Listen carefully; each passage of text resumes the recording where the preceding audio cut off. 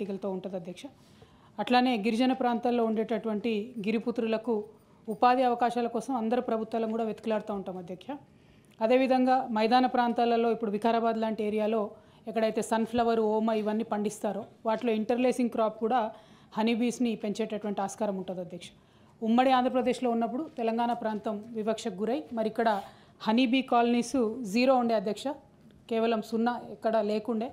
వాటిని తెలంగాణ రాష్ట్రంలో మనము కష్టపడి 15,000 కాలనీలకు పెంచుకోవడం జరిగింది అధ్యక్ష. సో ఇప్పుడు గౌరవ మంత్రివర్యులని మేము రిక్వెస్ట్ చేసేది ఏంటంటే ఈ హనీబీ కాలనీస్ని ఎస్పెషలీ ఆసిఫాబాద్, భద్రాచలం ఇట్లాంటి ఏరియాస్లో కనుక పెంపకం చేసినట్టయితే చాలా మంచి రిజల్ట్ ఉంటుంది. అట్లానే గిరిపుత్రులందరికీ కూడా సహాయం చేసినట్టు ఉంటుంది అనేటటువంటి ఒక ఆలోచనతో అడుగుతా ఉన్నాం అధ్యక్ష. అట్లానే నల్గొండ బత్తాయి తోటలు ఎక్కువ ఉంటాయి అధ్యక్ష తమ సొంత జిల్లాలో. మరి అక్కడ కూడా ఇంటర్లేసింగ్ క్రాప్గా ఇది పనికొచ్చేటటువంటి ఆస్కారం ఉంటుంది కాబట్టి గౌరవ మంత్రివర్యుల్ని దీని మీద శ్రద్ధ పెట్టవలసిందిగా నేను రిక్వెస్ట్ చేస్తున్నా అధ్యక్ష. అట్లానే నేను ఇంకొక ప్రశ్న అడిగాను అధ్యక్ష, పట్టు పరిశ్రమకు సంబంధించి అంటే మల్బరీకి సంబంధించి చేయాల్సినటువంటి సాగు గురించి అడగడం జరిగింది అధ్యక్ష.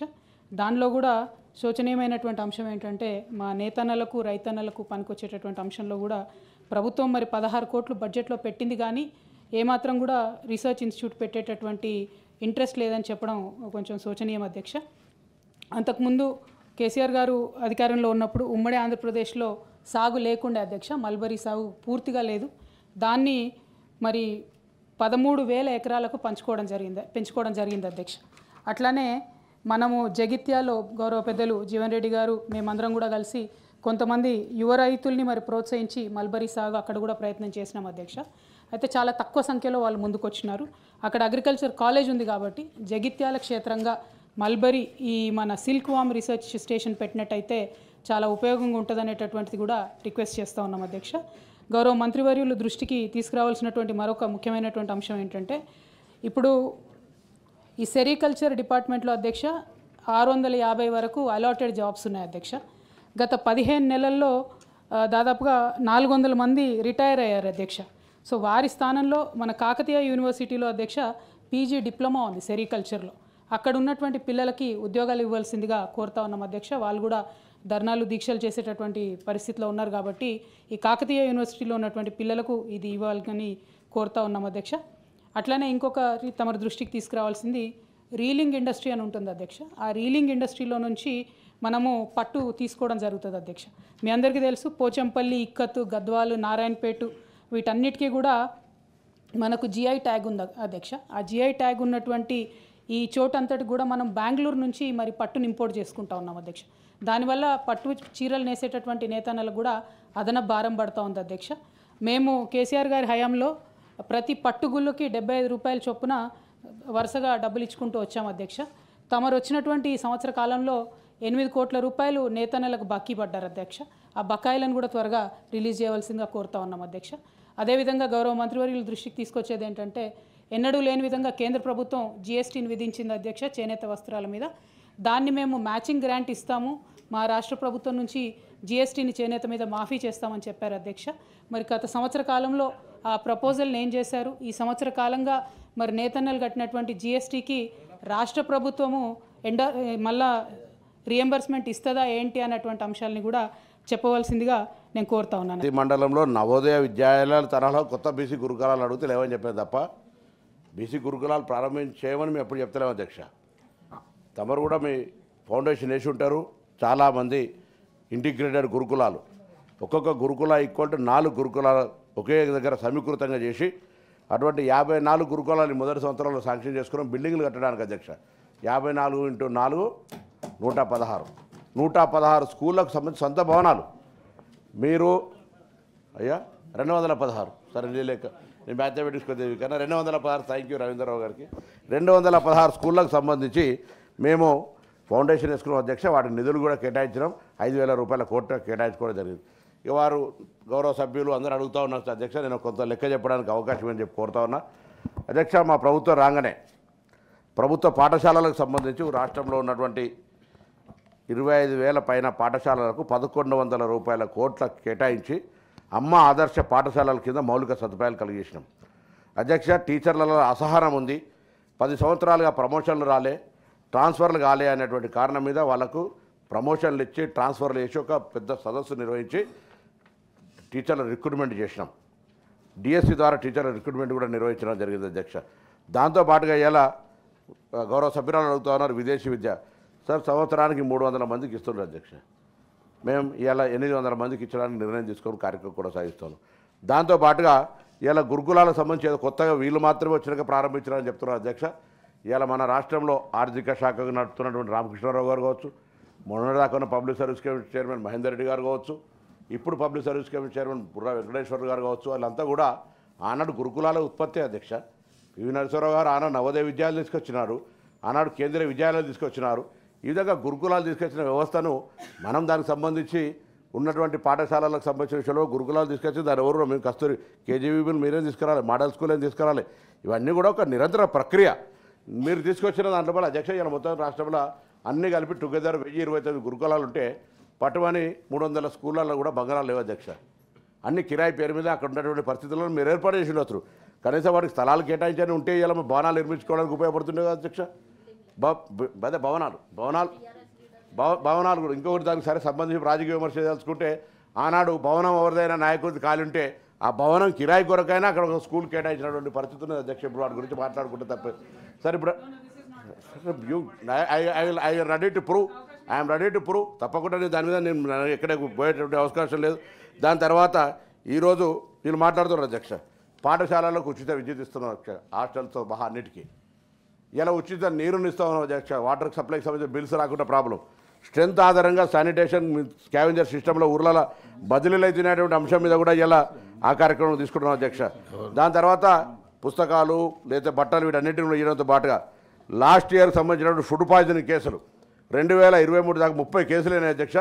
ఇప్పుడు బీసీకి సంబంధించి నేను ఆయన బీసీ వెల్ఫేర్ మినిస్టర్, మీరు బీసీ వెల్ఫేర్ ఒక్కరు కూడా చనిపోయిన దాని రికార్డు కూడా మొత్తం 2023 దాకా ఎంతమంది చనిపోయారు, 2023 దాకా తర్వాత ఎంతమంది చనిపోయారు లిస్టు మీకు గౌరవ స్పీకర్ గారి దగ్గర పంపిస్తా.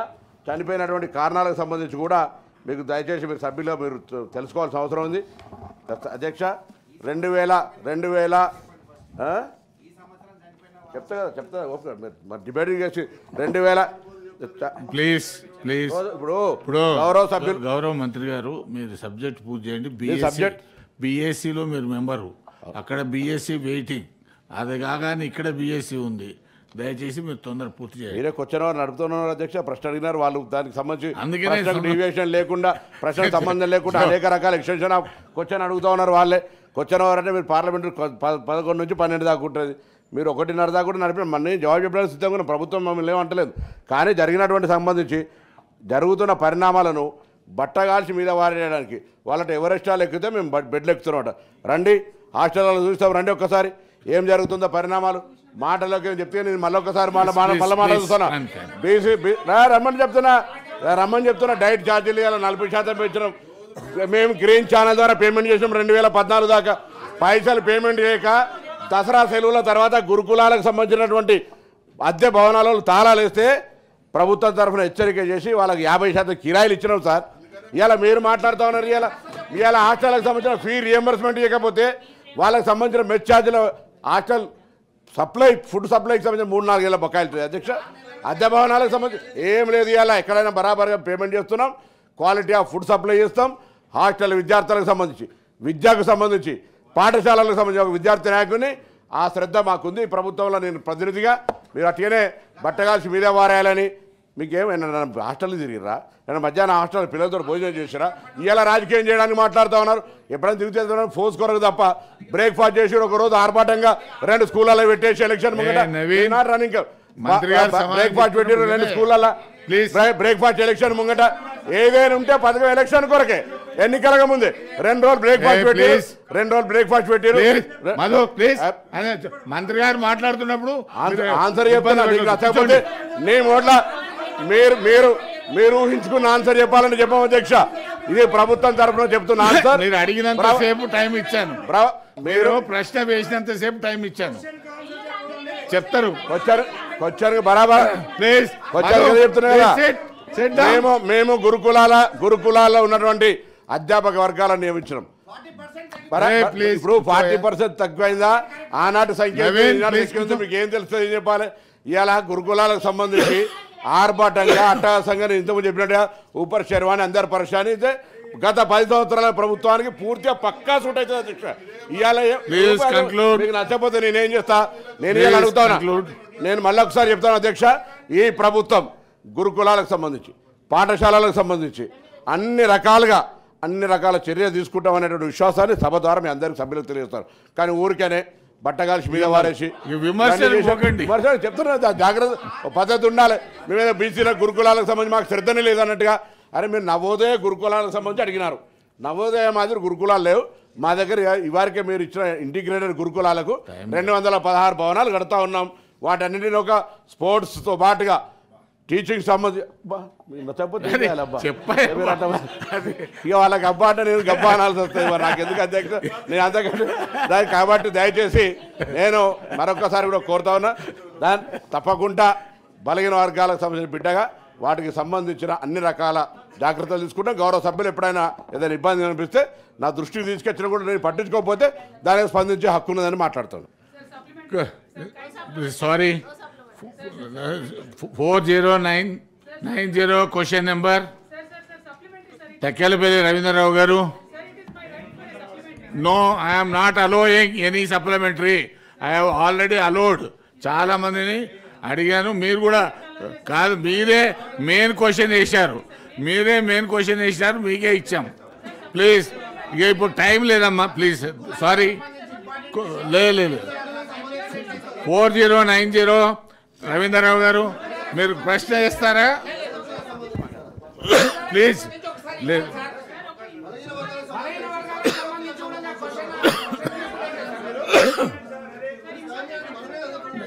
4090 ప్లీజ్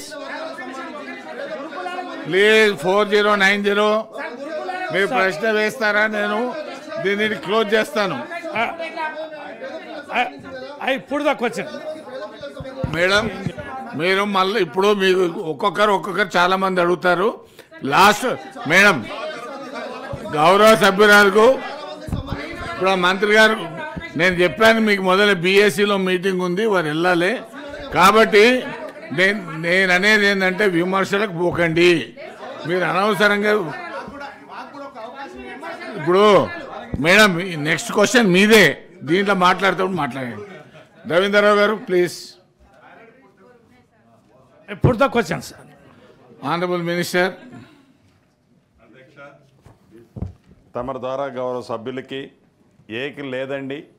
రెండవది, మమ్మల్ని మీరు ఇదివరకు చాలా విమర్శ చేసిన విషయం ఏంటంటే మీరు కేంద్ర ప్రభుత్వంతో సఖ్యతతో లేరు కాబట్టి మీరు ఎక్కువ నిధులు తెచ్చుకోలేకపోతా ఉన్నారని మమ్మల్ని విమర్శ చేశారు అధ్యక్ష. మరి గడిచిన సంవత్సర కాలంలో గౌరవ ముఖ్యమంత్రి గారు దాదాపు నెలకు 2-3 సార్లు ఢిల్లీకి పోయి కేంద్రంలో పెద్దలందరినీ మంత్రులందరినీ కూడా కలిసి వచ్చినారు. మరి ప్రతి జిల్లాకు రావాల్సినటువంటి నవోదయ పాఠశాలలు తెచ్చుకున్నారా? లెఫ్ట్ వింగ్ ఎక్స్ట్రీమిస్ట్ జిల్లాల కింద మన జిల్లాలు చాలా ఎక్కువ ఉన్నాయి, వాటిని ఎన్నింటినీ రికగ్నైజ్ చేస్తున్నారు. మూడోది అధ్యక్ష, మరి ముఖ్యమైనటువంటి విషయం, బ్యాక్వర్డ్ గ్రాంట్స్ ఏదైతే ఉంటాయో అవి వచ్చినాయా రాలేదా? అవి దాదాపు 1800 కోట్లు పెండింగ్ ఉన్నాయి.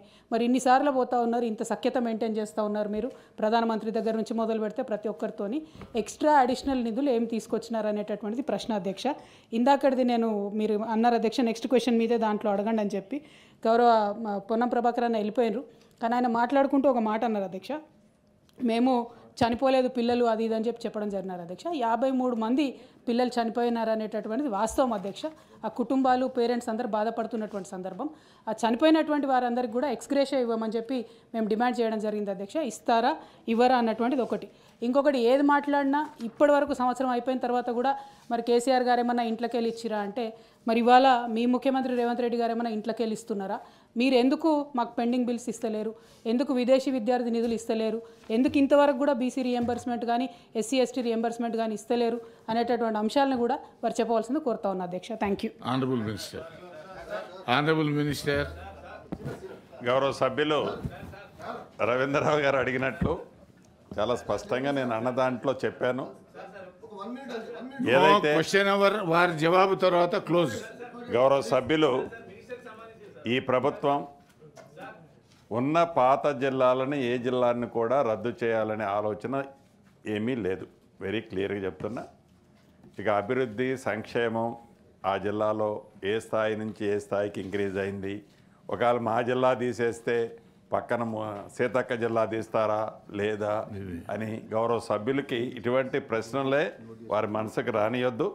ప్రభుత్వము ఏ జిల్లా అని కూడా తీసే ఉద్దేశం లేదు. సోదరిమై కవిత గారు అడిగినట్లు గౌరవ ముఖ్యమంత్రి గారు ఎన్నిసార్లు కేంద్రం పోయారు, ఎన్ని నిధులు తీసుకొచ్చారు, సరది ఈ క్వశ్చన్కి అనుబంధం కాకపోయినా ఈ దేశంలోని రాష్ట్రమే ఈ తెలంగాణ రాష్ట్రం. గౌరవ ముఖ్యమంత్రి గారు పోతే కేంద్ర ప్రభుత్వం ఏదైతే ఉందో, మీరు 10 సంవత్సరాలు పరిపాలించినాడు ఆనాటి ముఖ్యమంత్రి గారు, ఆనాటి మంత్రులు కేంద్రానికి వెళ్ళినప్పుడు ఎన్ని నిధులు తీసుకొచ్చారో స్పష్టంగా మీకు తెలుసు, మాకు తెలుసు. కేంద్రంలో అధికారంలో ఒక పార్టీ ఉండి రాష్ట్రాల్లో ఒక పార్టీ ఉన్నప్పుడు ఆ ఫైట్ ఎలా ఉంటుందో కూడా ప్రత్యక్షంగా పార్లమెంటు సాక్షిగా మనం చూసాం. ఇవాళ అసెంబ్లీలో అనేక సందర్భాల్లో మనం చేస్తున్న ప్రపోజల్స్ చూస్తున్నాం. మాటకు ముందు, మాటకు మధ్య, మాటకు చివర గౌరవ ముఖ్యమంత్రి గారు ఇన్నిసార్లు కేంద్రం పోయారు, ఏమి నిధులు తెచ్చారు, ఏమి నిధులు డెఫినెట్గా పోయినప్పుడల్లా నిధులు ఏదో వ్యాగిళ్ళతో వస్తాయన్నది కాదు. రాష్ట్ర ప్రభుత్వ పక్షాన మన పోరాటము, మన ప్రపోజల్స్ ప్రాపర్గా ఉన్నాయా లేవా, ఆ ప్రాపర్గా ఉన్న వాటిల్లో ఎన్ని వచ్చాయి, ఎన్ని వల్ల మనం మిస్ అవుతున్నాము, వాటిని సాధించుకునే దాంట్లో అధికార పార్టీగా మేము, ప్రతిపక్షంగా మీ కోఆపరేషన్ కూడా ఉండాలని ఈ వేదిక ద్వారా గౌరవ సభ్యురాల్ని సోదరీమణిని అడుగుతూ, ఒకటైతే నిజం, ఇది పేదోళ్ల ప్రభుత్వం, ఇందిరమ్మ ప్రభుత్వం. పేదోళ్ల కోసం ఎంతటి వరకైనా ఈ ప్రభుత్వం చిత్తశుద్ధితో పనిచేస్తుంది. Thank you. Question hour is over. Now special mentions. Alibel Narsireddy గారు 2.5 గంటలు క్వశ్చన్ అవర్